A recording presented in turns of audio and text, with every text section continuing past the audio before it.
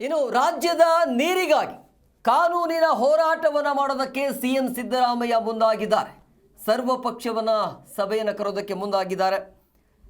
So ಹಂಗಾಗಿ Krishna ನ್ಯಾಯಾಧೀಕರಣ 2ರ gazette ಅಧಿಸೂಚನೆಯ ಕುರಿತು ಕೇಂದ್ರ ಜಲಶಕ್ತಿ ಸಚಿವರು ಮೇ 7ರಂದು ಕಣಿವೆ ರಾಜ್ಯಗಳ ಜಲ ಸಂಪನ್ಮೂಲ ಸಚಿವರ ಸಭೆ ಕರೆದಿದ್ದಾರೆ. ಸೊ ಇದರ ಹಿನ್ನೆಲೆಯಲ್ಲಿ ಮುಖ್ಯಮಂತ್ರಿ ಸಿದ್ದರಾಮಯ್ಯ ಅವರು ಹಿರಿಯ ಸಚಿವರು ಕಾನೂನು ತಜ್ಞರ ಜೊತೆ ಸಭೆಯನ್ನು ನಡೆಸಿದರು.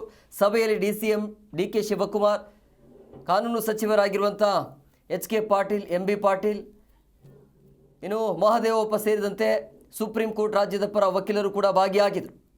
ಸರ್ವಪಕ್ಷ ಸಭೆಯನ್ನು ಕರೆಯೋದಕ್ಕೆ ಸಿಎಂ ಸಿದ್ದರಾಮಯ್ಯನವರು ನಿರ್ಧಾರವನ್ನು ಮಾಡಿದ್ದಾರೆ. ರೈತರ ಹಿತಾಸಕ್ತಿ ಕಾಪಾಡಲು ಕಾನೂನು ಕ್ರಮಕ್ಕೆ ಈಗ ಮುಂದಾಗಿದ್ದಾರೆ. ಕೇಂದ್ರದ ಜಲಶಕ್ತಿ ಮಂತ್ರಿಗಳು ಒಂದು ಮೀಟಿಂಗ್ ಕರೆದಿದ್ದಾರೆ. ನಮಗೆ ಮಹಾರಾಷ್ಟ್ರಕ್ಕೆ, ತೆಲಂಗಾಣ, ಆಂಧ್ರ ಇವರೆಲ್ಲರಿಗೂ ಒಂದು ಮೀಟಿಂಗ್ ಕರೆದಿದ್ದಾರೆ. ಅದಕ್ಕೆ ಒಂದು ಪೂರ್ವಭಾವಿಯಾಗಿ ನಾನು ಮತ್ತು ಉತ್ತರ ಕರ್ನಾಟಕದ ಮಂತ್ರಿಗಳು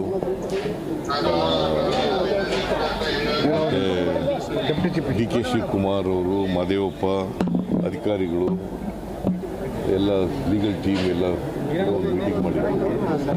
ನಮ್ಮ ನಿಲುವು ಏನಿರಬೇಕು ಅನ್ನೋದ್ರ ಬಗ್ಗೆ ಚರ್ಚೆ ಮಾಡಿದ್ದೀವಿ. ಯಾಕಂತಂದರೆ 7ನೇ ತಾರೀಕು ಯಾಕಂದರೆ ನೋಟಿಫಿಕೇಷನ್ ಆಗಿಲ್ಲ.